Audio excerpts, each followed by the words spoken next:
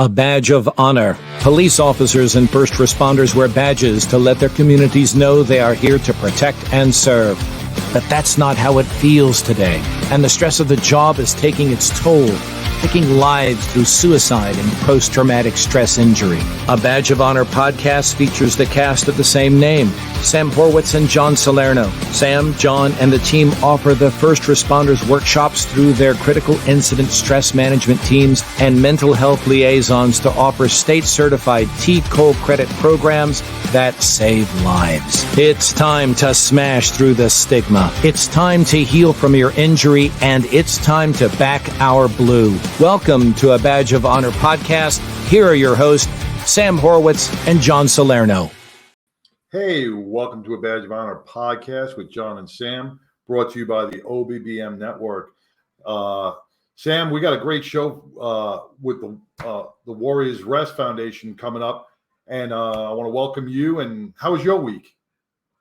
Busy as usual. It's always a rock and roll show, whether it's good news or, hey, always trying to support first responders out there because, well, we're in 2023. That's just the way it is. So super busy, but you were jam-packed this weekend with you've got two. You had a fun event, right? And you're going right into another fun event. But the skills were on display out in it was in Grand Prairie, right? At the it was in Fort Worth. It was at Cabela's on off I-35 and Spokes for Hope. This is their I think it was their 13th year doing this, and they bring motorcycle officers from all over the country in to compete on these such treacherous not treacherous, but it looks that way to the onlookers. Yeah, it does look like that. But these obstacles that these guys put these 1,000-pound motorcycles through, it amazes me to watch what these motor officers can do with the bikes. They can make U-turns in like an 11-foot area. They're doing the slow rides. They're staying up on their bikes for 2, 3, 4 minutes without putting their feet down. I mean, going through these obstacles. Did you just say feet? Feet. You said feet. Feet. Foots. The two things. We got to have fun on the show. Sorry, I got to bust your chops because of feet. No, but then they do tandem obstacle courses where these guys are tethered together and moving at like 6 inches apart, and then they do quadruple, 4 of them going through these obstacle courses, and it's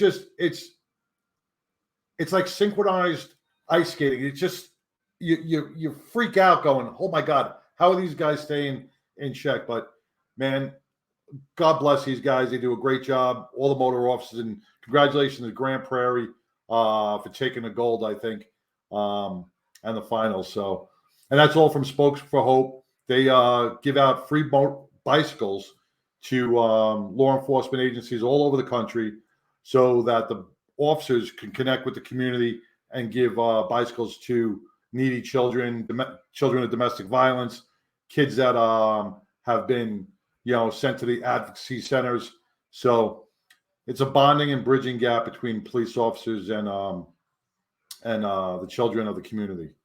Well, they won't give them out. Spokes for Hope don't give them out. They'll bring the trailer to the police department and let the police officers or the firefighters hand them out. They're hands off. They want the bike to come strictly from the officers. So if any of our officers, I know they were in Oklahoma, looking for bicycles for kids, go to spokesforhope.com, and Alton Wells will be more than willing to help you out. Oh, well, that's great. You just spoke of a bond, and just for time purposes, I think we should just, let's go on to our guests tonight, because it is about bridging the gap. And it's that gap between feeling like, you've lost something because you've gone through the trauma. We have a brain injury called post-traumatic stress injury where things are not going well, or, it's just this overwhelming feeling of, as we've heard through our workshops, like I'm drowning, like I can't keep my head above water. And our guest tonight they talk about all that, and they do so much more to heal our first responder community through having some pretty tough conversations, but meaningful conversations. So we want to bring on Brett, Mark, and Blue from Warriors Rest Foundation. Welcome, guys. Welcome to Badge of Honor podcast. Thanks for being on tonight. Well, thanks for having us. Thank you. You bet. Let's dive right in. Brett, you're gonna kick us off. For everybody watching and listening, please, share your background briefly with everybody. So I'm executive director and co-founder of Warriors Rest Foundation. I did just shy of 27 years with Oklahoma Highway Patrol. I served at multiple different capacities there. I worked was just a road trooper for a while. I worked with our special operations interdiction with the K-9 and served on our SWAT team and training. And then towards the end of my career, about the last 10 years, I got to serve on our officers assistance program. Or our peer support program. But I did that. I retired about 2.5 years ago to come over to the foundation full time, and blessed to be able to do this. That's great. And so you 27 years, you've seen a lot, and we're going to get into that peer support component here and how it helped you and why you're doing what you're doing. Mark, you want to pick up? Absolutely. So I'm Mark Calhoun. I went with the Oklahoma City Fire Department for close to 30 years. Retired June 1st, just recently. I was on the peer team for that agency for a little over almost 12 years, I believe. A lot of my training, if not all of my training, had come through Warriors Rest during that period of time, or folks that were associated with it. I started volunteering with Warriors Rest in 2018 when they had what they called the PCIS, post-critical incident seminars that we have. And so I would serve as a peer in those and got started off working with that. And then about a year ago, I was getting ready to retire, so I decided to come up here and volunteer and kind of get it figured out, see what retirement was going to look like inside of my head, and get a little assistance from these folks of having somebody to sound back off of to try to help figure some of that stuff out. And then next thing I know, I get ready to retire and they offer me a job. So it's one of those that I've been blessed to be able to be a part of all this. They played a huge role in being able to, whenever I went through some of my troubles, Blue was huge in that.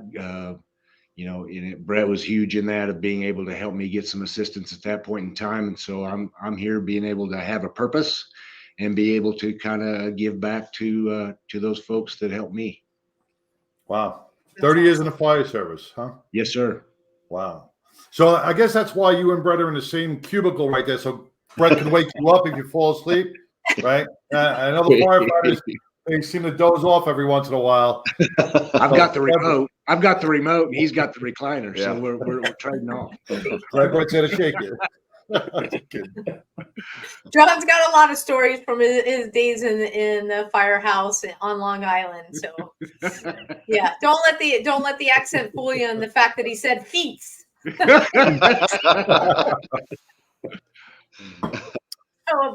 Blue, why don't you tell everybody? I am with the Oklahoma City Police Department. I'm still working. I've been there 24 and a half years. I'm going to retire in about 30 days, actually. Started off in patrol, FTO. I've been a self-defense instructor for the police academy for about 20 years. After patrol, I went undercover, did some narcotics work, and then I went to motors. I was in motors for 8 years, and I started we had a called CHAPS, the Cops Helping Alleviate Police Problems team, which was basically peer support, but it was only one person.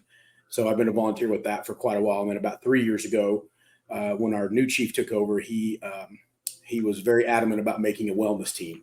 And there are 4 of us that are full-time. That's all we do now is wellness for our entire police department. We've got about 1,200 sworn and about 350 non-sworn. So the 4 of us and a counselor, full-time counselor and chaplain run our full-time wellness team. So been doing that for about the last 3 years. Been with Warriors Rest since 2018, doing contract work around the country for them and peer support and teaching classes. That's Very nice. fantastic. Very nice. Yeah, well, thank you guys so much for sharing your backgrounds. It's kind of cool to go round robin so that we lay the foundation right at the beginning rather than bouncing back and forth with different questions. Why don't we just go into our first break so we can come back and dive right into the important work that you all do. We'll be right back, everybody. Stay tuned. Move freely, America, without medical restrictions or penalty. Without medical freedom legislation in place, our rights and freedoms are one vote away from being dissolved. Move freely, America, with one voice, without fear of retribution, achieving a common goal, medical freedom. We the people make our voices heard by connecting with state legislators and engaging a constitutionally compliant medical bill of rights for all citizens. Individually, change is improbable, but as an aggregate, attainable. It's time to act with one voice. My voice. And my voice. And my voice. And my voice. To protect our freedom, creating one voice that cannot be ignored. This requires your voice, too. Move Freely America. Go to movefreelyamerica.org to find a chapter near you. Plug in, donate, and help our legislators defend our God-given rights under the Constitution. Move Freely America. My voice. And my voice. And together with your voice, we're one voice that cannot be ignored. Donate today. MoveFreelyAmerica.org. Hey, welcome back to a Badge of Honor podcast with John and Sam, with the crew from Warriors Rest Foundation, Blue, Brett, and Mark, or Mark, Brett, and Blue, whichever way you're looking at the screen. The one question I did want to come back that was kind of on my mind before we left. Blue, you said you're still with the department. You're going to be retiring in about 30 days, correct? Yes, sir. And now my dogs are going to start barking. But Brett and Mark, we see a lot of officers not having a plan after retirement, right? So being on there for 27 years, 30 years, this is all you know, right? Now retirement comes. You got nowhere to go. Do you feel jumping on with Warriors Rest really helped that mental health situation to bring you over and transition you into a better mental mindset? Oh, absolutely. I actually had a conversation last night with a gentleman that's on a fire service with a smart department that's talking about retiring the end of the year. And that was the conversation that he and I had. I feel very blessed that I got to roll over into this. For one, for all of us here, those traumas and stuff that we've dealt with, and whether it's you've been diagnosed with PTSD or otherwise, we just have the symptoms. That's not something that goes away. So it's a daily battle for us every day. We have good days and bad days, right?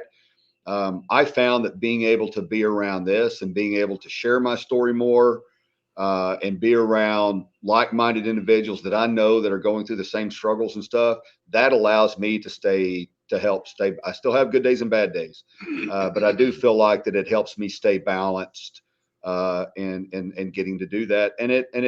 And probably more than anything is I've got a purpose. I still got a purpose, right?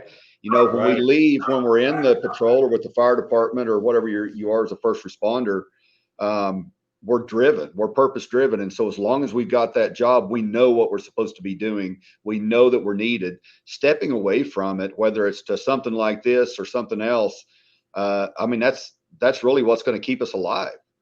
And I think that there's so many. You talk to somebody that's getting ready to retire and say, okay, so what are you going to do? And they're like, oh, we're from Oklahoma, so we're going to hunt and fish, or I'm going to spend time with the grandkids. Well, yeah, dude, you can only do that so many days, right? Yeah. And then what are you going to do after that? And, I do think there's studies out there that show that, our life expectancy, if we're not going off to something, we don't live very long. Right. And so for us, it's been a huge blessing that I've been allowed to do this. Mark, same thing. Yeah, absolutely. I think I'd lived in that state of hypervigilance for so long that I didn't understand what was actually transitioning like for me. I had a lot of used-tos that I could talk about. I used to do this, I used to do that. And I found myself, as I went through my career, being at stations where these old codgers would just be, they were so cynical. They were so angry. They were so negative. It's like, why don't you just go home? Because you're making everybody else miserable, and you're so miserable and all that. And yet I started becoming that person.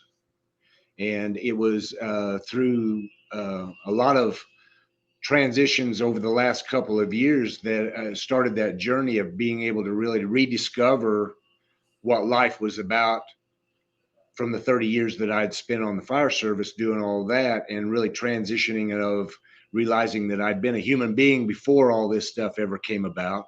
I don't have to be this way.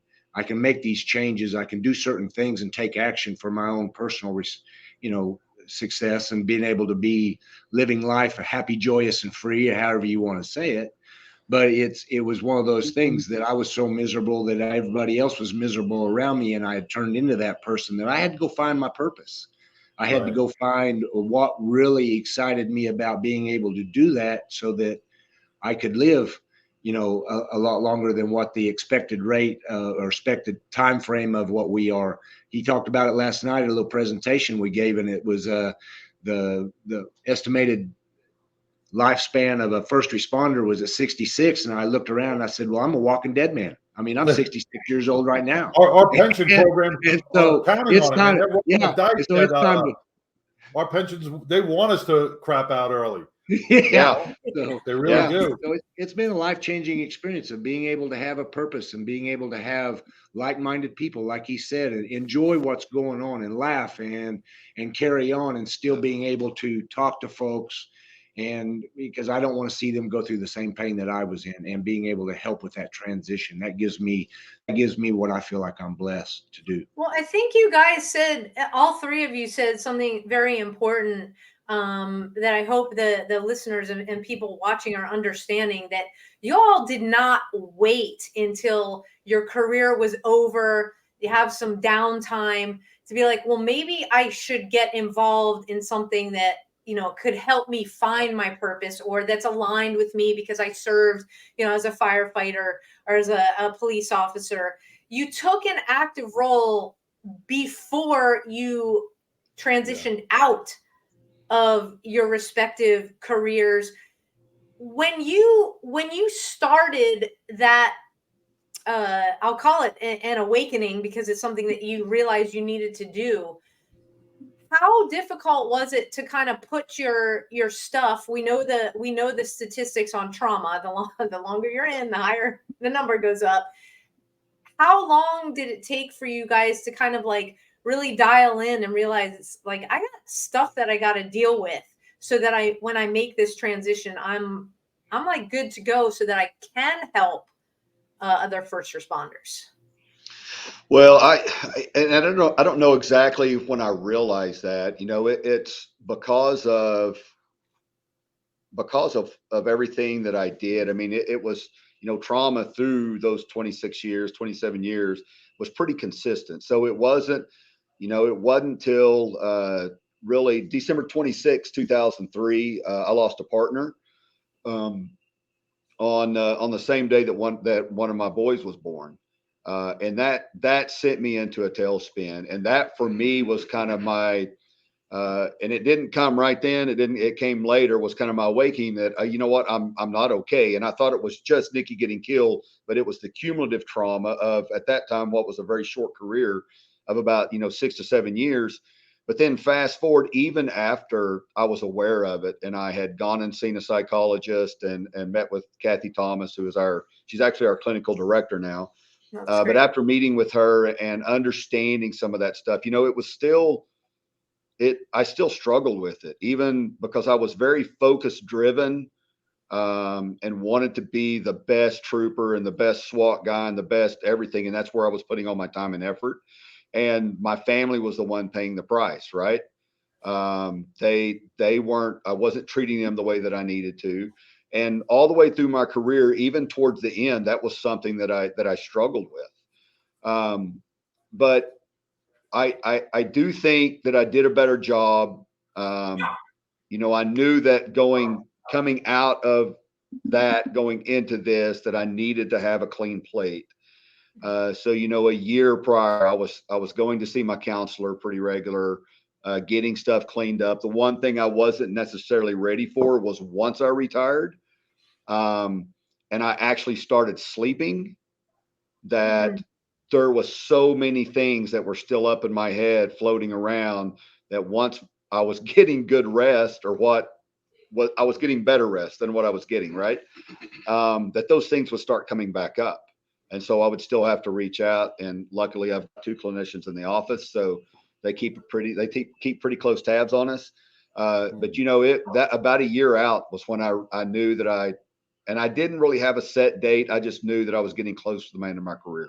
So I knew that I needed to be doing that. And part of that was for my family, and part of it was for the guys that I was supervising, right? Very big proponent.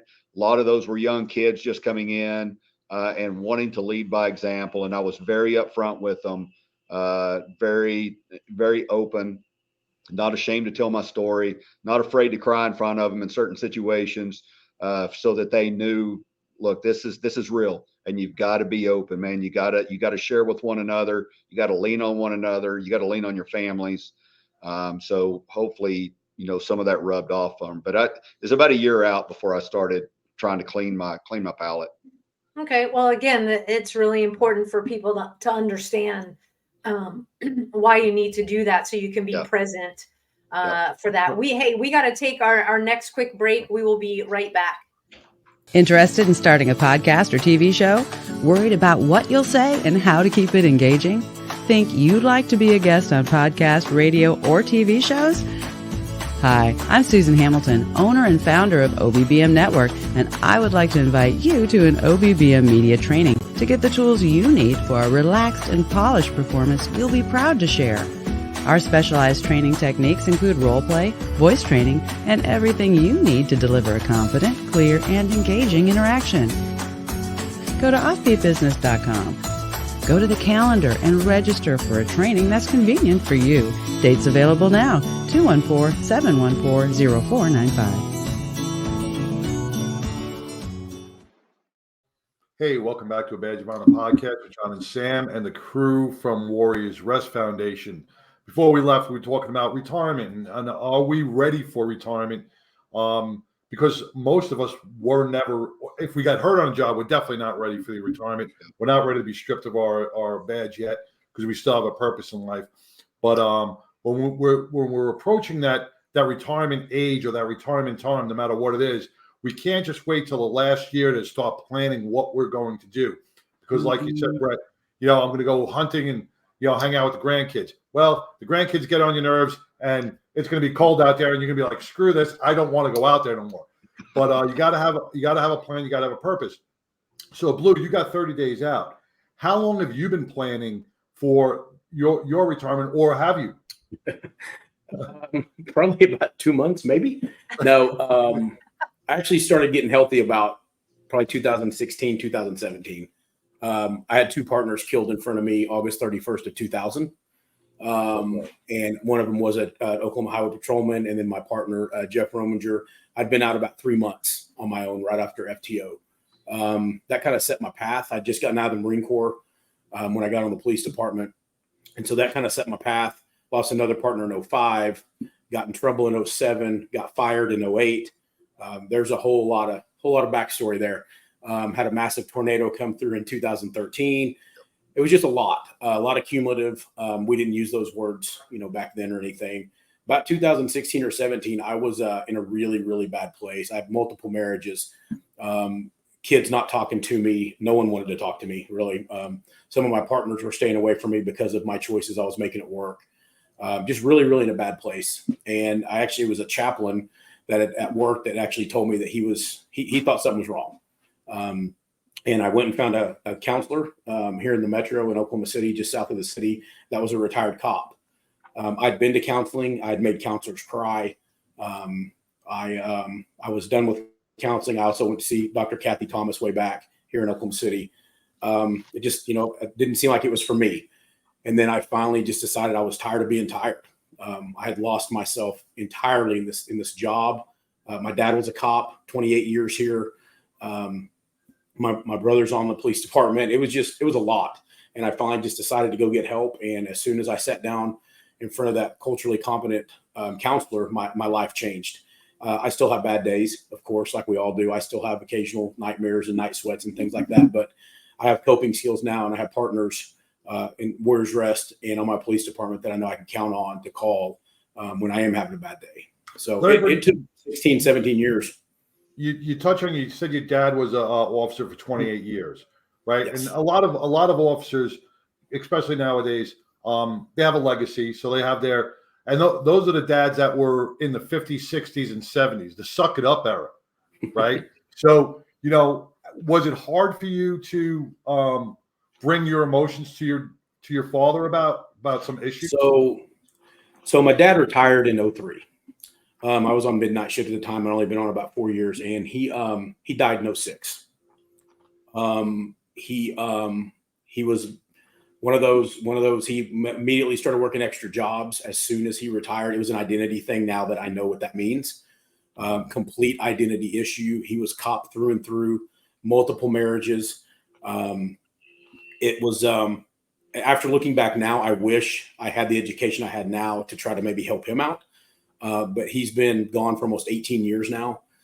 So he didn't really see any of that change. I was still on midnight shift when he passed away. And so all he saw was the cop that he raised, the cop that he probably was proud of, going out and doing what I was doing on midnight shift. So I didn't really ever get to talk to him about that. But he came on in 79, like you just said. So it was a suck it up kind of culture. Even in the early 2000s, it still was, unfortunately. Yeah. But here at the end, getting close, I'm actually going to work full time at Warriors Rest when I leave the police department. So I've set a plan in place. The identity thing is starting to kind of get closer to me. I've talked to Brett about it multiple times, what that's going to be like when I turn my car in. I've had a take home car for 20 years. When you start boxing up your office, putting your stuff in, and when you walk out the door and they're just like, don't let the door hit you in the ass. Mm-hmm. Oh yeah. Yep. Your card has been deactivated. Escorted back in. Oh yeah. Yeah. Card won't work anymore. Yeah. Wow. Well, let's talk a little bit about the peer support aspect, because you guys do a lot more than just peer support. Peer support for this last 3 years, I don't want to say it's become popular, even though more programs are being rolled in, it's become necessary. Yeah. And everybody's got their flavor of how they want it to look. You guys have been doing this for a long time. How do you work with departments? So it's a couple of different ways. Look, the big departments, and we work really closely with the departments around here, with the Highway Patrol, with Oklahoma City, Tulsa PD, the big SOs, the fire department, Oklahoma City Fire Department, and stuff like that. So with them, it's pretty easy, right? I mean, I think you kind of hit it on there, and I do think that there's a lot of that. It's just checking the box, right? Now, whether it's just checking the box or not, if we see an opportunity to get into a department, we're going to jump all over it. Because if it is just checking the box and we get some proper people trained within that department, then we're making a difference, right? They're gonna have resources for them there. But that's really kind of how it starts. Is we'll have departments reach out to us, whether they've seen it on our website or whether it's by word of mouth. We'll go in, kind of assess their needs and look at the size of the department and see what they're willing to do. And the training that we've adopted is through ICISF and the CISM training. There's other trainings out there. There's other good trainings out there. That's the one that we feel like's been, tried and tested and nationally on a national stage is accepted. And so that's what we've chosen to go with. So we go in, we set up the training. We really want to make sure when we go in and set up a team that we're setting it up for the longevity. We don't just want to go in, provide training, and then turn it and leave. So we'll go into the department. We'll help them do interviews. We'll give them the questions and stuff to ask, making sure that they're getting good peers. We'll help interview for their peer commander, their peer team leader, whoever that needs to be. Because we feel like that position right there is probably the most important, right? You've got to have somebody that's going to lead this team of peers, that's organized and is willing to share their story and have an open code also. But we'll help them do their interviews and stuff if they want to. We'll put them through the training. And then we walk along beside them. We don't just train them and walk off. So we want to make sure that they're comfortable with leading debriefs. If they have questions on any one-on-ones, and provide them resources and stuff. Most departments here in Oklahoma, we'll go in and we'll actually lead the first couple of debriefs if there's a significant incident with their peers in there and some of our trained peers until they're comfortable to lead their own. And most of the time, when they say they want to lead their own, is we will still have a peer go in and observe, just to make sure that they're, we're keeping everything standardized. That's worked really well around the big metropolitan areas. The one thing that we started seeing that we were kind of having an issue with, you get outside of those metropolitan areas into the rural areas, they don't have the numbers to have a peer team, right? And we weren't really seeing any success as far as them handling their own incidents or having those resources stuff out there. So what we did is we started working regionally. So we would go in, if one department has shown interest, they would call us. We'd go out and meet with them and say, okay, so here's who you need to reach out to. Reach out to your surrounding small police departments. Reach out to your volunteer fire departments, your small fire departments, your SO. Let's get everybody together. Now we can build a peer team, and you guys can rely on each other. We've seen a lot of success on that out in rural Oklahoma. And in 2024, that's really going to be one of our main focuses, is out in the rural area, making sure that we get those peer teams trained and peer support set up. Well, and you said, I mean, it's teamwork, right? Because there's smaller departments, and John and I have seen that in action. I want to talk about the importance of that when we come back from our next break. We'll be back, everybody. Look, when you need to respond to an aggressive situation to protect yourself, your family, or your property, understanding your firearm and legal position are critical. Officers know your skills are only as good as your commitment to training. So know what you're doing. So when you're in a vulnerable situation, we can count on your response. Whether you're a beginner or a licensed gun carrier, Carry in Texas offers basic firearms training, Texas permitless carry courses, license to carry, and basic 2A courses so you can understand the responsibilities, situational awareness, and learn the technical skill required when you carry your firearm. Go to carryintexas.com to find the right course for you. Join me, former United States Secret Service agent Samantha Horwitz, on the range for beginner basics, LTC prep, and range practice. Go to carryintexas.com today. That's carryintexas.com. Hey, welcome back to a Badge of Honor podcast with John and Sam and the guys from Warriors Rest Foundation over in Oklahoma City and the surrounding areas. You know, before we took the break, we talked about retirement a little bit in the beginning of the show and all we prepared. Now we're talking about the peer support teams, and what you said you were finding issues with were the smaller rural areas of Oklahoma, and we see that here in Texas as well. When they don't have the manpower, you know, they can't devote the time to get these guys trained. So it's hard to take 2 or 3 guys off the shift to get them properly trained. Not only that, you do have budgetary issues. They don't have the big budgets like most of the big departments. So, and the volunteer fire departments do not have that as well. So it hurts the membership. It hurts our first responders because of money or shift restraints. Yeah. And you see that happening in Oklahoma. The regional plan that you guys are coming up with, I think, is terrific. Yeah. Because now you guys help each other. I don't know how many departments you have in Oklahoma between the rural and everything else. I mean, do you have a count on that or? No, we really don't. We've talked about that. And you talked about the budget side of it. So one of the things that we're very, very blessed to have, we actually have a grant through the Department of Mental Health here in Oklahoma that allows us to go out and do all this training at no charge to those departments. Right. That's great. So we're building those. And again, that's been huge for us. Now it's through the state? It's through the state. Our Department of Mental Health has picked that up. And I'm telling you, they've been just absolutely awesome to work with. They're really behind it. And so all the funding and stuff, that's taken now. It's getting short because we're getting busier and we're starting to build more. but it allows us to do a ton of stuff. Because like you said, the budgets, I mean, we've been working with some volunteer fire departments, and they have nothing, absolutely nothing. Financially, they don't have anything. So a lot of the associations and stuff are getting on board with us. Our the Oklahoma State Firefighters Association. We've been working with them, getting some curriculum and stuff set up. So we're starting to get buy-in from a lot of the associations and groups. And you said it a while ago, Sam, that it is a group effort. It's not just a group effort with those first responders, but it's up to us as a nonprofit, as a foundation, as well as those other support groups out there. It's up to us to work together, right?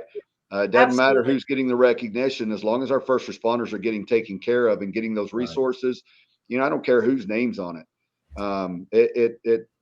I don't have time, or none of us do. We don't have the time and patience for that. And we've got some really good groups here in Oklahoma that are getting on board and willing to share that burden and to get out there and help our first responders. Yeah, amen to that. Because you know, and also if you're creating a peer team from, you know, smaller departments, whether it's you grab from an SO, from the fire department, from the police department, and, you know, the fish and game, what, you know, however it looks, the fact that these folks get to share amongst themselves and learn, because we know that peer support that started 10 years ago is not peer support what it looks like now, just like post-traumatic stress awareness and all the research and the best practices change, right? Yeah. So it's what you guys have done with your peer support, and then filling in that gap. Because if folks go on your website, I'm gonna put it up right now for everybody listening. You can go to warriorsrestfoundation.org. Super simple. If you're a first responder and you're watching and you're connecting with Brett and Mark and Blue, and you're like, you know, that sounds like me, you can go to the website and just reach out. What are the specific things besides the peer support that you guys are assisting first responders with? Blue, you want to touch on that? We teach a lot of critical incident stress management around the state of Oklahoma. We also do the post-critical incident seminars. I believe we have 8 or 9 slotted next year. These are also all funded. This is a 3-day, pretty intensive. When I went through it, it was a lot. It's a lot of information, but it's people who have issues, problems like I do. So you're hearing from first responders who have been through it. You're also hearing from their spouses, which is a huge component to the PCIS. We encourage you to bring your spouse with you, and the first day is set up just like a debrief, just like what you would see if we came to your agency, and everybody pretty much tells their story, and you learn very, very quickly that you are not alone. You learn very quickly that you're not weird, but you're also not special. Unfortunately, there's a lot of us out there, and a lot of our families and our kids that are being put through this job with us. Along with those, we do trainings all over the state of Oklahoma. We also train a lot around the country. We work with other foundations doing a lot of other teachings and education also. So one of the things, Sam, one of the things, you know, you talked about what peer support looked like 10 years ago, right? Is we were reactive in nature. We waited for somebody to get in a bad place. We waited for a critical incident to happen, and then we would jump in and try to save the day. Well, we can't keep up that way. So we have to start being more proactive.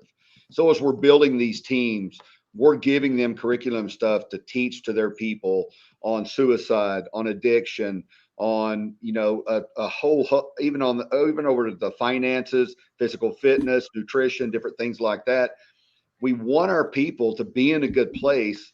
So not if the trauma happens, when the trauma happens, that our recovery is quicker, that we're in a good place, that we have open lines of communication between our spouses and our families and our partners and stuff. And we're not keeping it all up inside, because that's what we were taught to do.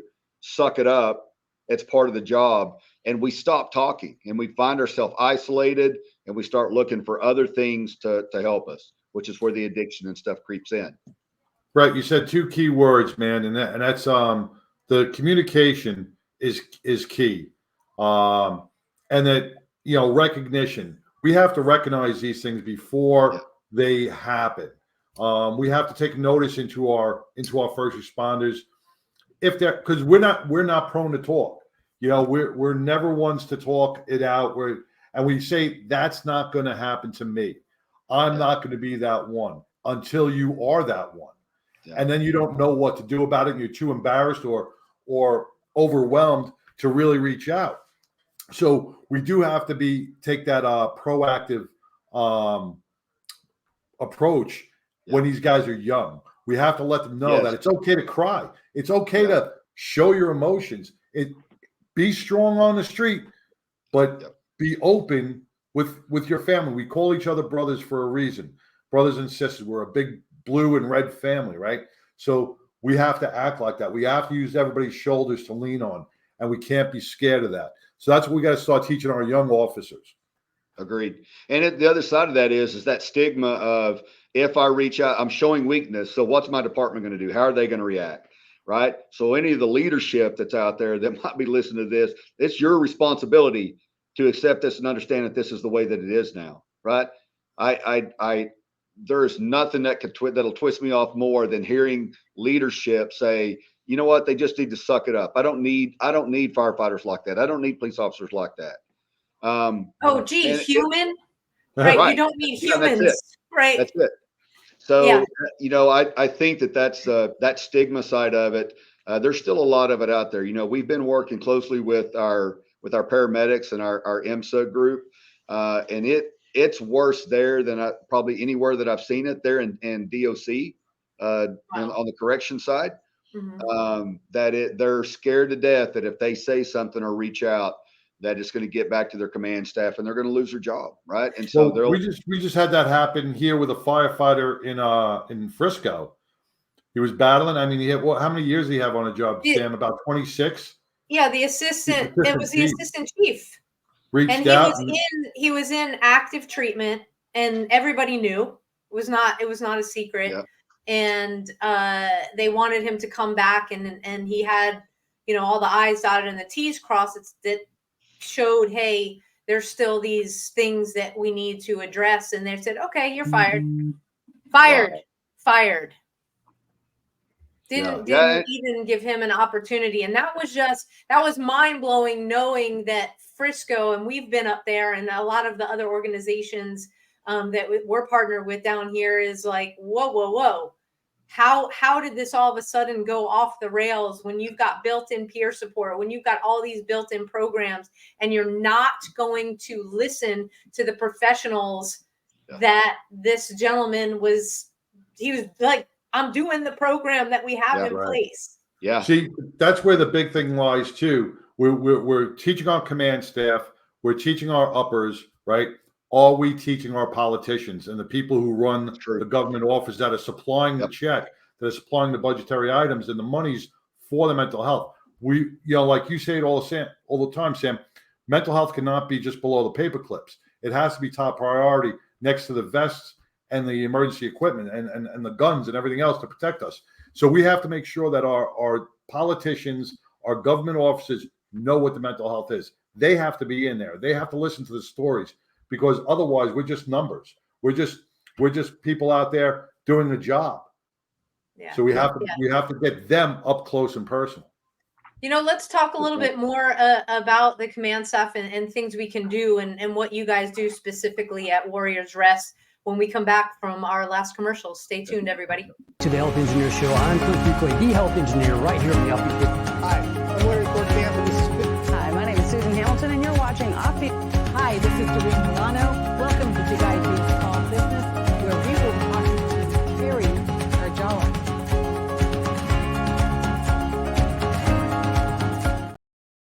Hey, welcome back to A Badge of Honor podcast with John and Stam, and with Brett, Mark, and Blue with Warrior Rest Foundation. We were discussing retirement. We're discussing our command staffs. We're talking about the peer support teams and budgets and volunteer fund. We got a whole meal just sitting in front of us that we we're digesting. We're bringing it in. We want our audience to learn this by going on to the Warriors Rest Foundation and learning more about what they do. Before we left, yeah, and bringing them into your department. The key thing is, and John, you talk about that all the time, and I'm sure you guys have come across this when we're talking about departments that just want to check the box. Yeah. You know, and we've seen it too, is like the command staff put it on the mental health liaison or, you know, the wellness coordinator. You do that. But unless you have that understanding and from the chief on down of like, hey, if you're going to allow me to do this and bring in an organization to train like Warriors Rest Foundation, Chief, we need you to understand. We need you to sit in. We need you to meet with them to understand what the commitment is from the department. It's great that you're giving us the money, but you need to understand the commitment. So when Blue is called to, you know, somebody that needs the peer support, you can't, his command staff through you can't be saying, no, you need to go over here. He is part of that peer support and is doing that role. Yeah. How many times have you, you know, with the short time we have left, how much are you running into that still? We run into it quite a bit. Yeah, we run into it quite a bit. And you know what? One of the, I think the sad thing about that is part of the not accepting that is if they accept it as a chief or as an assistant chief or whatever it is, they got to look in the mirror themselves. And most of the time, they probably need it worse than just about anybody else because at that time they've had a full career, right? And I think that's the hard part. Is that I think some of it's out of. I think there are still those guys out there that they're just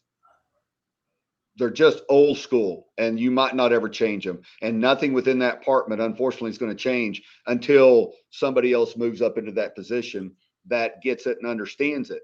But I do think that for some of them, it's driven by fear. I think it is, well, if this is the case, if we start talking about some of this stuff, you know, I'm going to be expected to participate in some of it. And I'm going to have to tell my story now. I'm going to have to show emotion. I'm going to have to show some vulnerability that they probably think that if I'm a chief, I can't show vulnerability. And I will tell you, and I'm going to brag on Blue's chief for a minute with Oklahoma City. There was a significant swing in that department as far as the overall wellness when he came on, and he bought off 100%. And part of it's because he was willing to be vulnerable. Blue, am I speaking out of place there? No, that's true. Our chief is outstanding when it comes to wellness. One of his very first things was to build a wellness team. With that being said, everyone else in the command has to be on board with that. It's very difficult sometimes for me or us as peers or clinicians to do our jobs if our hands are tied somewhere in that rank structure. Right. So also getting the education for everybody between me and the chief is extremely important to make sure that everybody understands the role, the confidentiality, and all those things that come with peer support and being a clinician in a first responder world, is that everybody is on board and everybody understands the rules. Yeah, absolutely. I just want to jump to Mark real quick on the fire department side, right?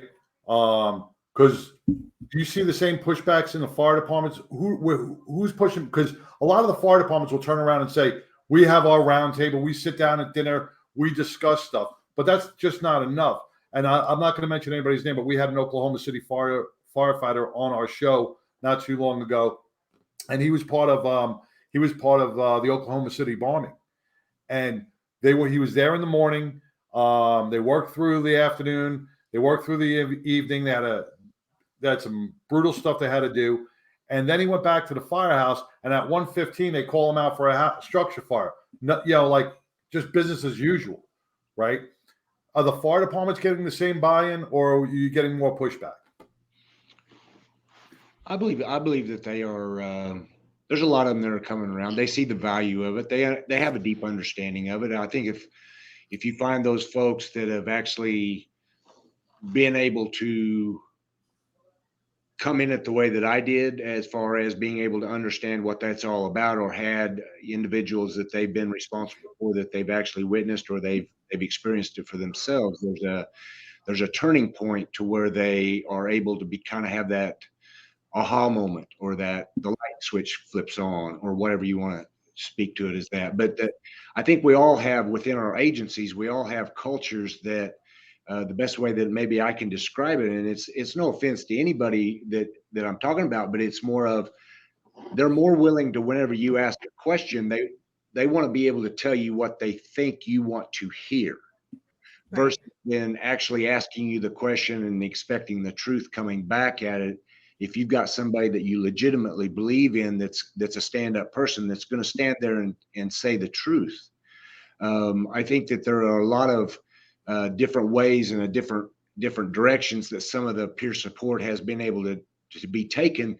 And a lot of it is maybe lack of trust of just what you spoke about, that when somebody needs some help, there's no questions asked. He goes and he does it, or she does it, and they go and they take care of business, and it's confidential or anything of that nature. And there seems to be always people want documentation on making sure they've got their numbers and their stats and their data, and all that stuff is created. And that's non-existent in the peer world when it comes to confidentiality. I mean, I'm not gonna go that route. If I'm talking to somebody, nobody knows that I'm talking to somebody, that person, unless he tells them that or she tells them that. And so it's one of those things that I think it's cultural, and it depends on whether it's in the rule based off of what those folks are growing up with, and they've got their sense of community with what they've got into.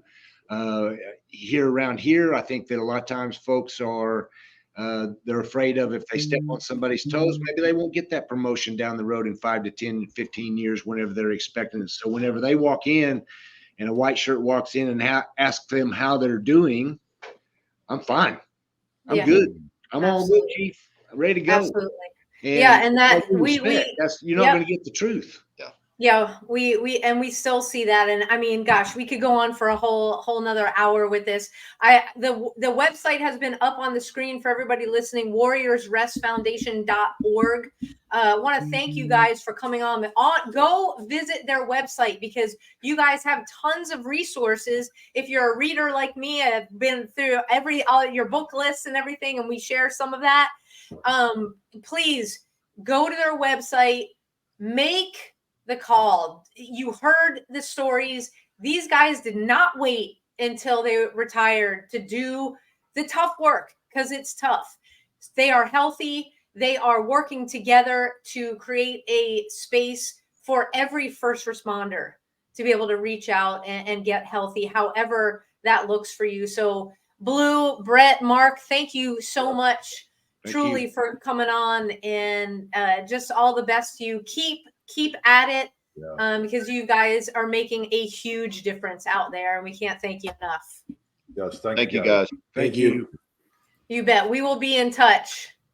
Take care, guys. All right, take care. Oh, just absolutely love what they're doing. Again, such important work.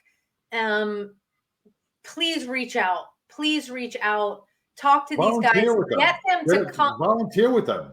Yeah, volunteer with them. Get them to come out to your department if this resonated with you. Have that conversation, and for yourself, take care of this. There is so much going on right now as we lead into the holiday season. Hey, we've got a workshop of our own coming up. It is December 1st. So go to abadgeofhonor.org, click on the calendar, the events. It says events. It'll take you right to our calendar. I will be putting the registration link up. That's going to go live tomorrow. So make sure your butt is in one of those seats, because the holidays are a time where this seems to always get activated, and there's a lot that you can do. For everybody that tunes in every week, we thank you so much. Please, if you like what you heard, like, subscribe, and follow us all over social media. Even if you're on the new stuff, we are on Getter, we are on MeWe. Follow us on X, all the traditionals, the YouTube, the Facebook. We're on Instagram. We're on the gram. So get us over there at a Badge of Honor and a Badge of Honor podcast. Please follow us. And we are looking for an anchor sponsor for the podcast. And I don't think we've ever talked about this much. If you want to be an anchor sponsor, it is not a huge financial commitment. Just reach out to us. We got a message board on badgeofhonor.org that you see on the banner just below us.